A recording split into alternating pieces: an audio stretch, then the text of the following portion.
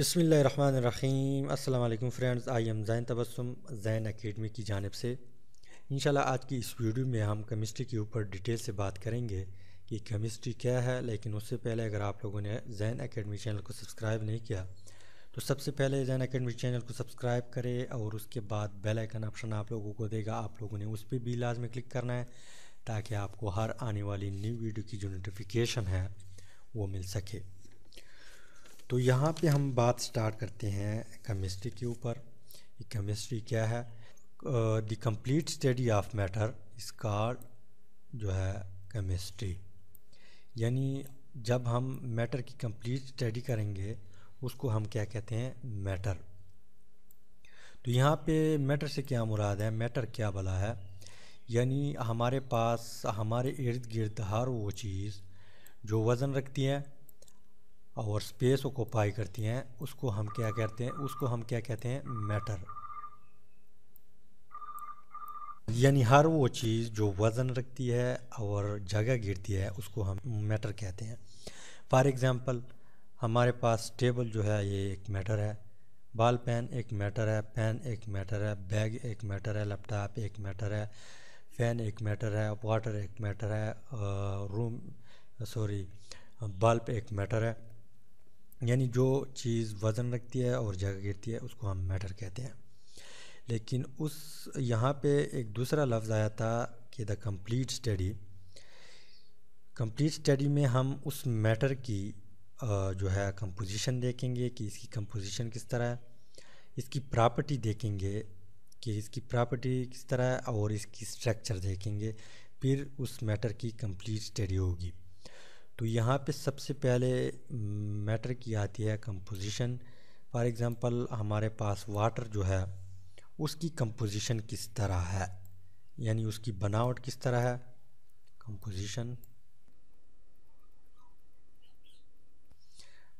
यहाँ पे वाटर जो है उसकी कंपोजिशन किस तरह है।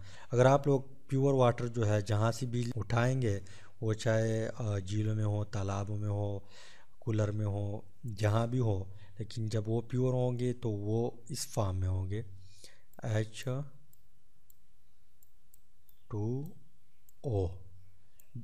2 हाइड्रोजन होंगे और एक ऑक्सीजन होगा।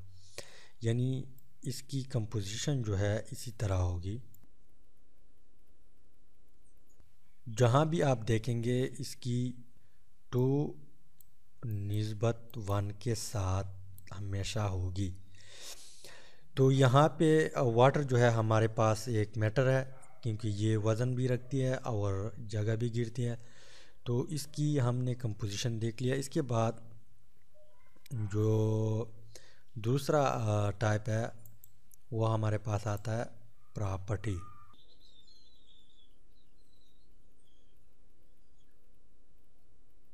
प्रॉपर्टी, लेकिन प्रॉपर्टी की 2 टाइप्स है, एक है फिज़िकल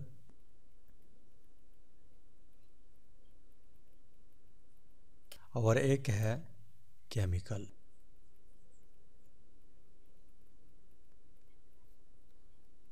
फिज़िकल और केमिकल।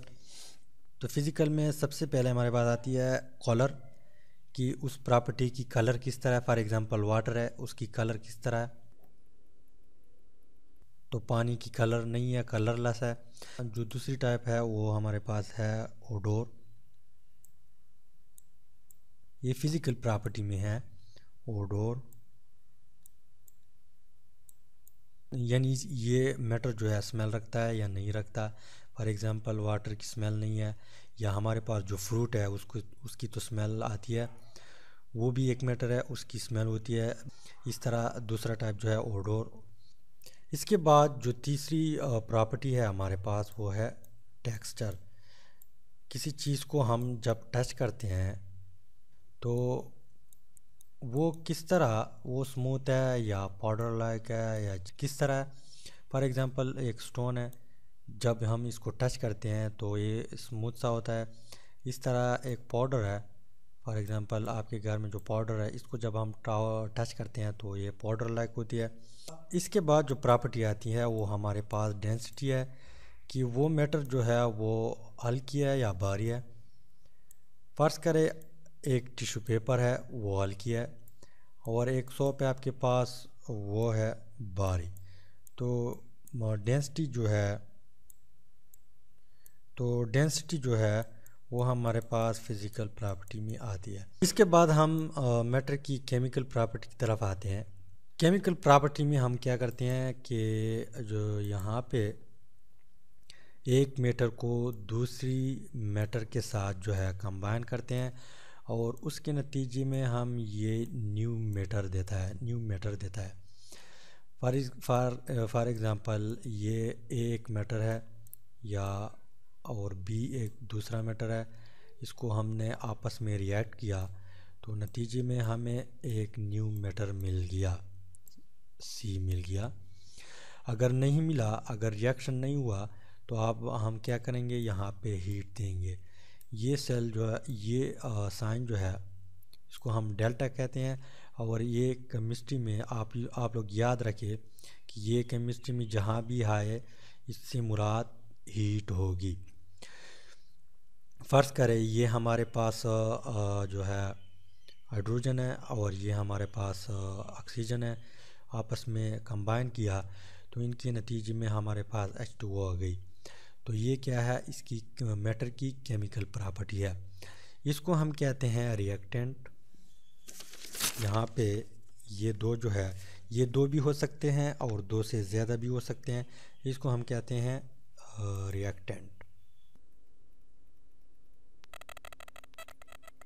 रिएक्टेंट्स, और इसको हम कहते हैं प्रोडक्ट। जो भी चीज़ हमें मिल जाए दो मैटर की कम्बिनेशन से, उसको हम कहते हैं प्रोडक्ट।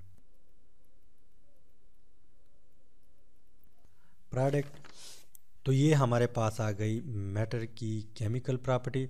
इंशाल्लाह लास्ट में हम एक एग्ज़ाम्पल भी लेंगे, फिर आप लोगों को कम्प्लीटली पता चल जाएगा। इसके बाद कंप्लीट स्टडी में हमारे पास जो है मैटर की स्ट्रक्चर आता है कि मैटर की स्ट्रक्चर किस तरह है। यहाँ पे हम जाते हैं, स्ट्रक्चर लिखते हैं, स्ट्रक्चर कि मैटर की स्ट्रक्चर जो है वो किस तरह है। और स्ट्रक्चर जो है वो उसको हम दो लेवल पे डिस्कस करेंगे।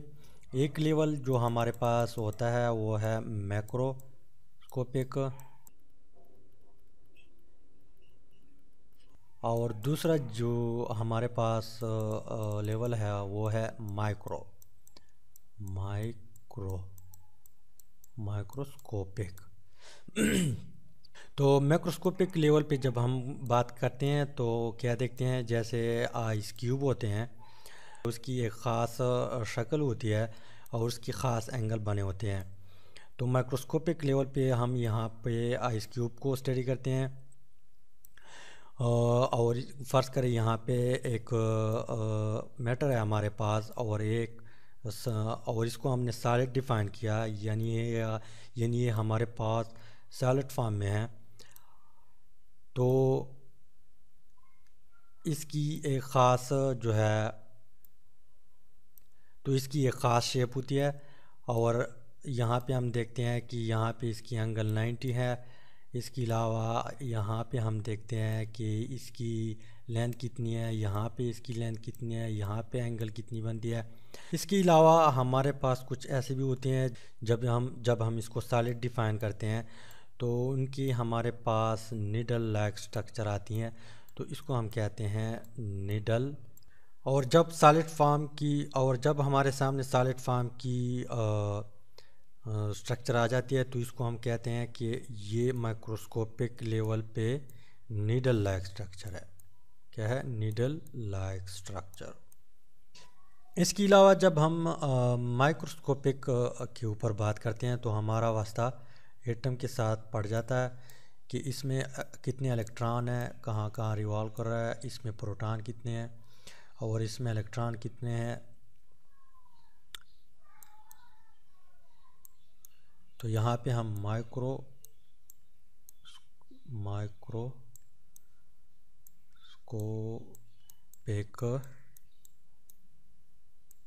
माइक्रोस्कोपिक तो हमारा वास्ता किससे पड़ जाता है? एटम से। यहाँ पे तो हमारा वास्ता जो है वो एटम से पड़ जाता है। और हम ये देखते हैं कि इसमें इतने प्रोटॉन मौजूद है और इतने इलेक्ट्रॉन मौजूद है। यहाँ पे इलेक्ट्रॉन रिवॉल्व जो है वो कहाँ कहाँ कर रहा है। इसके बाद हम एक सिंपल एलिमेंट की एग्जांपल यहाँ पे लेते हैं और उसकी कंपोजिशन सबसे पहले उसकी कंपोजिशन देखेंगे। इसके बाद इसकी प्रॉपर्टी और इसके बाद इसकी स्ट्रक्चर जो है वो देखते हैं। तो हमारे पास जो सबसे ज़्यादा सिंपल एलिमेंट है वो हमारे पास है हाइड्रोजन गैस। और हमें पता है कि ये गैस है और ये हवा में मौजूद है। ये गैस फॉर्म है और ये हमारे पास हवा में मौजूद है। तो इसकी कंपोजिशन अगर हम लोग देखें तो ये इस तरह आपस में बॉन्ड बनाता है। तो इसकी कंपोजिशन का पता हमें चल गया कि इसकी कंपोजिशन इस तरह है। इसके बाद हम इसकी फ़िज़िकल प्रॉपर्टी की तरफ आते हैं। ये इसका हाइड्रोजन जो है ये कलरलेस है, इसका कलर नहीं है।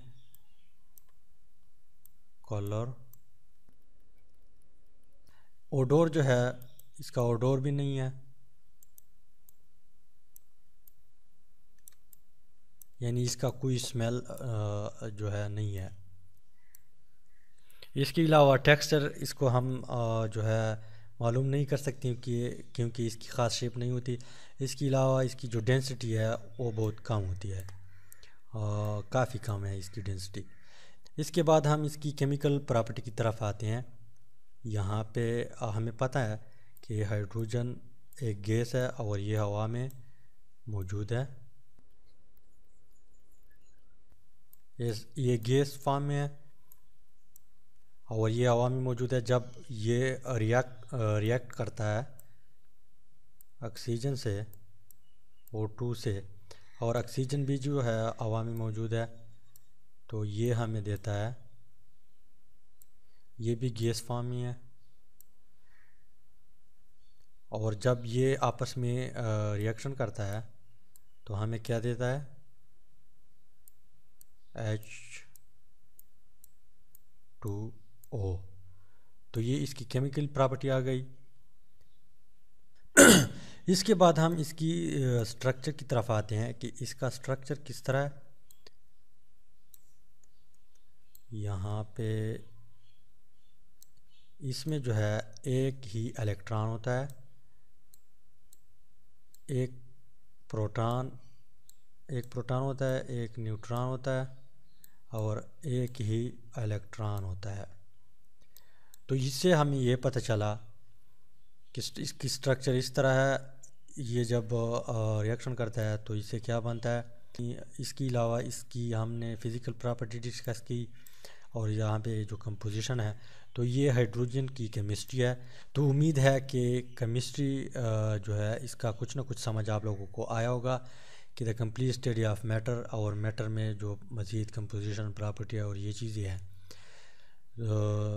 इनका पता आप लोगों को चल गया होगा। अगर आपको कुछ ना कुछ समझ आया है तो आप लोगों ने वीडियो को ज़रूर लाइक करना है, शेयर करना है दोस्तों के साथ और चैनल को ज़रूर सब्सक्राइब करना है।